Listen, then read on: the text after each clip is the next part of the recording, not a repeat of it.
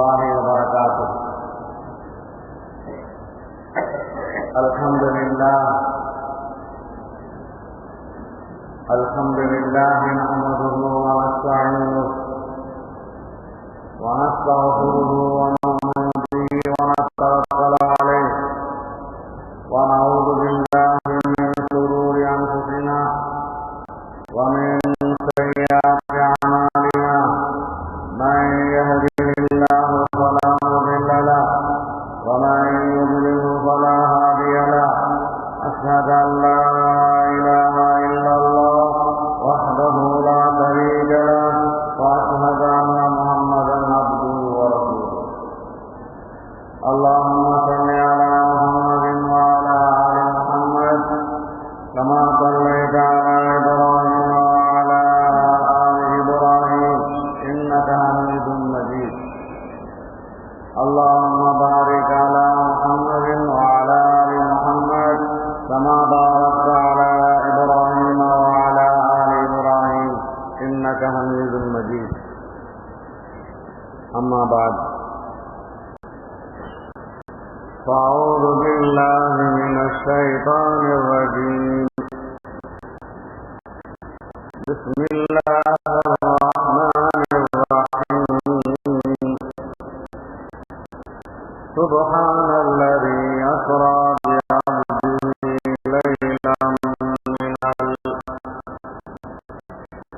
ليلا من المسجد الحرام إلى المسجد الأقصى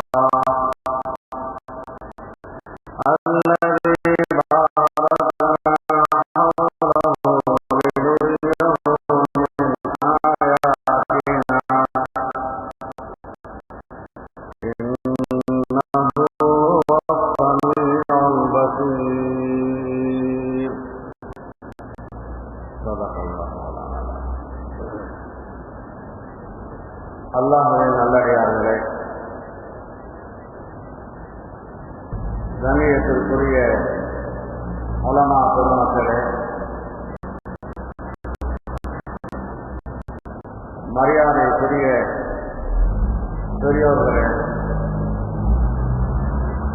சிறப்பிற்குரிய சகோதரர்களே, பாசத்திற்குரிய மாணவ கண்மணிகளே, ரஜப மாதம் நம்மிடம் வந்திருக்கிறது. ரஜப மாதத்திலே நாம் வாழ்ந்து கொண்டிருக்கிறோம். ரஜப மாதம் வந்தாலே கண்மணி நாயகம் ஸல்லல்லாஹு அலைஹி வஸல்லம் அவர்களுடைய மேராஜ் பயணம் பொதுவாக எல்லா முஸ்லிம்களுக்கும் ஞாபகத்தில் வந்தது. சில மாதங்கள் அது திறந்துவிட்டாலே சில பல பொறுப்புகளை மக்களிடத்திலே எடுத்துரை. ரபியுல் அவ்வல் மாதம் நபி அவர்களுடைய பிறப்பை, முஹர்ரம் மாதம் ஆஷூரா தினத்தை, துல்ஹஜ் மாதம் இப்ராஹிம் அலைஹிஸ்ஸலாம் தங்களுடைய அருமை மகனார் இஸ்மாயில் அலைஹிஸ்ஸலாமை குர்பானி கொடுக்க தயாராக ஆகிவிட்ட நிகழ்வை, ரமலான் மாதம் நோன்பை, அதை போன்று ரஜபம் மேராஜை ஞாபகமூட்டக்கூடியதாக இருக்கிறது. ரஜப மாதத்திலே நாம் நபி அவர்களுடைய பயணங்களை நினைவு கூறுகிறோம். ஆனால் அன்னலம் பெருமானார் ஸல்லல்லாஹு அலைஹி வஸல்லம் அவர்கள் எப்போது மேராஜ் போனார்கள், எந்த ஆண்டு போனார்கள்,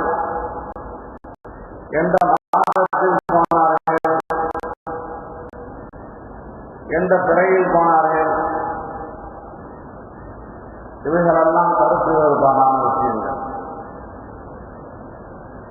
இப்போது ரஜப மாதம் பிறை 27 நபி பெருமானார் மேராஜ் சென்றார்கள் என்று நாம் சொல்லுகின்றோமே, இது பிரபல்யமான மஷ்ஹூரான சொல்லின் அடிப்படை. அன்பானவர்களே, பிரச்சனை எந்த ஆண்டில் என்பது அல்ல, எந்த மாதத்தில் என்பது அல்ல,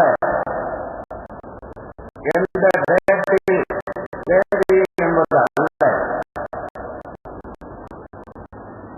ஸல்லல்லாஹு அலைஹி வஸல்லம் மேராஜ் சென்றார்கள், விண்ணுலக பயணம் சென்றார்கள், அல்லாஹ்வை சந்தித்தார்கள், அல்லாஹ்விடத்திலே பேசினார்கள்,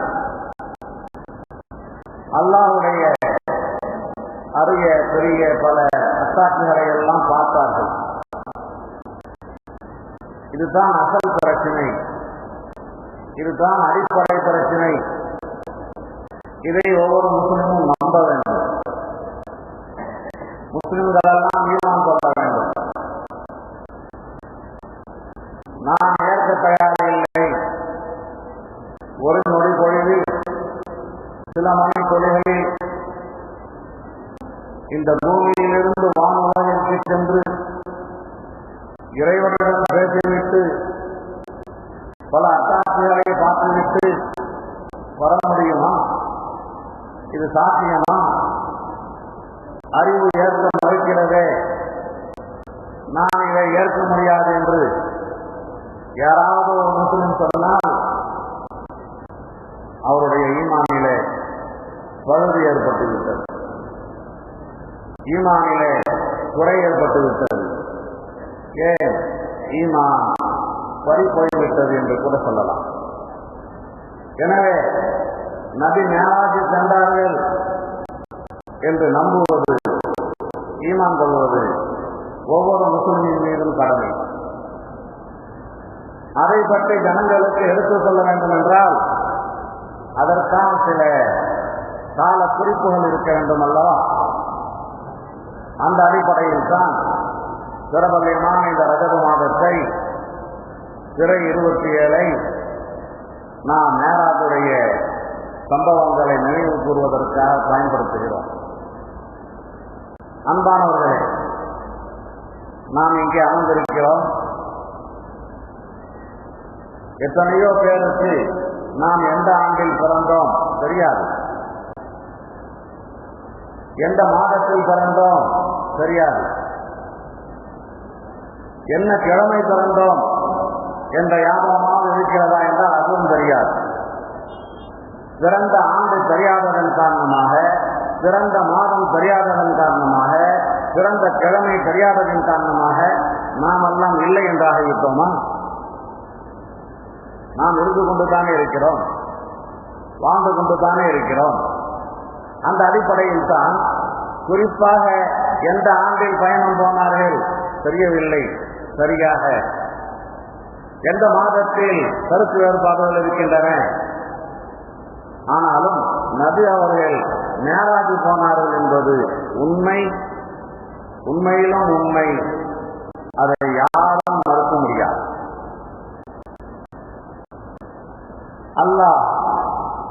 அல்லாஹ்வுடைய ஆற்றலுக்கு முன்பு இதெல்லாம் சாதாரணமான விஷயம். பவர் கூடுதலாக ஆகும்போது, ஆற்றல் கூடுதலாக ஆகும்போது காலங்கள் நேரங்கள் குறையும். இது விஞ்ஞானம் ஏற்றுக்கொண்ட உண்மை. நடைப்பயணம், மாட்டு வண்டி பயணம், குதிரை வண்டி பயணம், சைக்கிளில் பயணம், மோட்டாரில் பயணம், காரில் பயணம், ரயிலில் பயணம், விமானத்தில் பயணம், ராக்கெட்டில் பயணம்,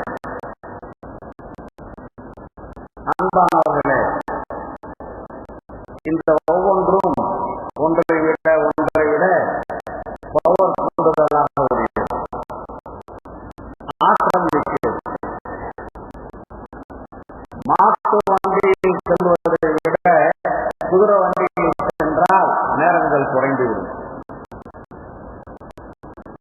குதிரை வண்டியில் செல்வதை விட காரில் சென்றால் நேரங்கள் இன்னும் குறைந்துவிடும். இப்படிப்பட்ட தரை வாகனங்களில் செல்வதை விட விமானத்தில் சென்றால் இன்னும் அதிகமாக குறைந்துவிடும். பவர், ஆற்றல், சக்தி அது கூடுதலாக ஆகும்போது காலங்கள் குறைகிறது. அந்த அடிப்படையில் அல்லாஹுடைய ஆற்றலை படைத்த அல்லாஹ், அந்த ஆற்றலுக்கு அளவு இருக்கிறதா? அந்த ஆற்றலுக்கு எல்லை இருக்கிறதா? இல்லை. அல்லாஹுடைய ஆற்றலுக்கு முன்பு ஒரு சில மணி துளிகளில் மஸ்ஜிதுல் ஹராமிலிருந்து பைத்துல் முகத்தஸிற்கு சென்று அங்கிருந்து 7 வானங்களை கடந்து அதற்கு அப்பால் சென்று அல்லாஹ்விடத்தில் பேசிவிட்டு சொர்க்கத்தை பார்த்துவிட்டு நரகத்தினுடைய தண்டனைகளை எல்லாம் பார்த்துவிட்டு அதே நொடியில் அதே இரவில் நபி அவர்கள் வந்துவிட்டார்கள் என்றால் இது ஏன் முடியாது? காலங்கள் நடக்காது. அல்லாஹ்வுடைய கண்ட்ரோலில் இருக்கின்ற காலங்கள் அது நடக்காத.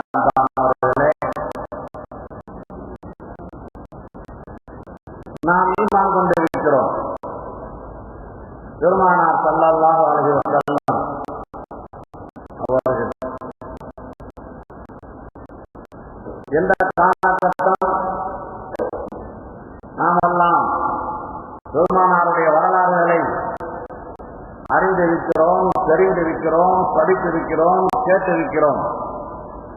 மக்காவுடைய அந்த 13 ஆண்டு கால வாழ்க்கை மிக கொடுமையானது, கடுமையானது. அபூ தாலிப் அவர் இஸ்லாத்தை, ஈமானை ஏற்கவில்லை என்றாலும் முழு ஆதரவு கொடுத்தார், முழு பாதுகாப்பு கொடுத்தார். அவரும் இந்த உலகத்தில் இருந்து பிரிந்து விட்டார். உலக ரீதியில் பக்கபலமாக இருந்த அபூ தாலிப் வஃபாத்தாகிவிட்டார்கள். நபியுடைய அருமை மனைவி அன்னை ஹதீஜா ரலியல்லாஹு அன்ஹா அபூ தாலிப் மறைந்த ஒரு 3 நாள் அல்லது ஒரு சில நாட்களுக்குள்ளாக அவர்களும் வஃபாத்தாக ஆகிவிட்டார்கள். எந்த 2 நபர்கள் புறவலர்களாக இருந்தார்களோ, உடல் ரீதியில், பொருள் ரீதியில் நபி அவர்களுக்கு அந்த புறவலர்கள் எல்லாம் மரணமடைந்த பின்பு தன்னந்தனியாக நபி என்ன செய்வது, ஏது செய்வது, எதிர்ப்பை எப்படி சமாளிப்பது என்பதெல்லாம் புரியாமல் தத்தளித்துக் கொண்டிருந்த காலகட்டத்திலே, சரி, இந்த மக்காவில் இருக்கின்ற இந்த பணக்கார தலைவர்கள் தான் நம்மை எதிர்க்கிறார்கள், பக்கத்தில் இருக்கின்ற தாயிற்கு செல்வோம், அங்கே ஈமானை எடுத்துச் செல்வோம், இஸ்லாத்தை எடுத்துச் செல்வோம் என்று சென்றபோது அங்கு நடந்த நிகழ்வுகளெல்லாம் நமக்கு தெரியும். இப்படிப்பட்ட பயங்கரமான சூழ்நிலை, இரவிலும் கவலை, பகலிலும் கவலை. அல்லாஹ் தன்னுடைய தூதர் ஹபீப் முஹம்மது ரசூலுல்லாஹ்வை அழைப்பதற்காக, அழைத்து ஆறுதல் கூறுவதற்காக, வானுலகத்தினுடைய அற்புதங்களை காண்பதற்காக, அல்லாஹ்வுடைய சக்திகளை நேரில் கண்கூடாக பார்ப்பதற்காக நபியை அழைத்து இந்த கவலைகளை எல்லாம் மறக்கடிப்பதற்காகத்தான் இந்த மேராஜுடைய பயணத்தை ஏற்பாடு செய்திருக்கிறார். அபூ தாலிப் வஃபாத்தாகிவிட்டார்கள். அடுத்து ஹதீஜா ரலியல்லாஹு அன்ஹா வஃபாத்தாகிவிட்டார்கள். அடுத்து தாயிஃபிலும் பெரும் எதிர்ப்பு. இதற்கு பின்னால் ஹிஜ்ரத் செய்வதற்கு ஒரு ஆண்டுக்கு முன்பு அல்லாஹ் ஜல்ல வ தஆலா தன்னுடைய ஹபீபை அழைத்து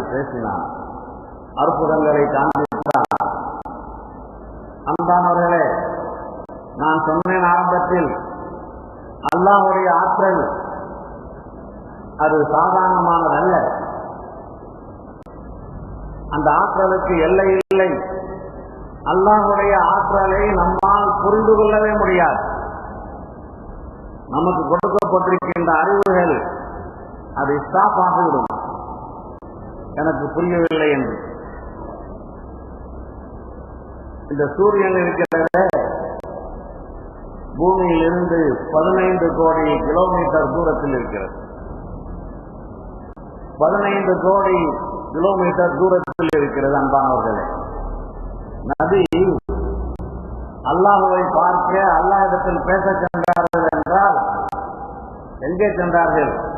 சூரியனை கடந்து, செவ்வாயை கடந்து, வியாழனை கடந்து, சனியை கடந்து, 7 கிரகங்களை கடந்து, அதற்கு அப்பால் இந்த விஞ்ஞானம் வானம் இல்லை என்று சொல்லிக் கொண்டிருக்கிறது. காரணம், அவர்கள் பார்க்கின்ற அந்த கண்ணாடி வழியாக அவர்களுக்கு தெரியவில்லை என்பதற்காக. இதோ பார்க்கின்ற இந்த வானங்களும் சந்திரன்களும் இவைகளெல்லாம் வானத்துக்கு கீழ் இருக்கின்றன. கிரகங்கள், இந்த கிரகங்களை எல்லாம் கடந்து நமக்கு தெரிகின்ற இந்த சூரியன் மைல் கணக்கில் சொல்வதாக இருந்தால் 9 கோடியே 30 லட்சம் மைல். 9 கோடியே 30 லட்சம் மைல் தூரத்தில் இருக்கிறது சூரியன்.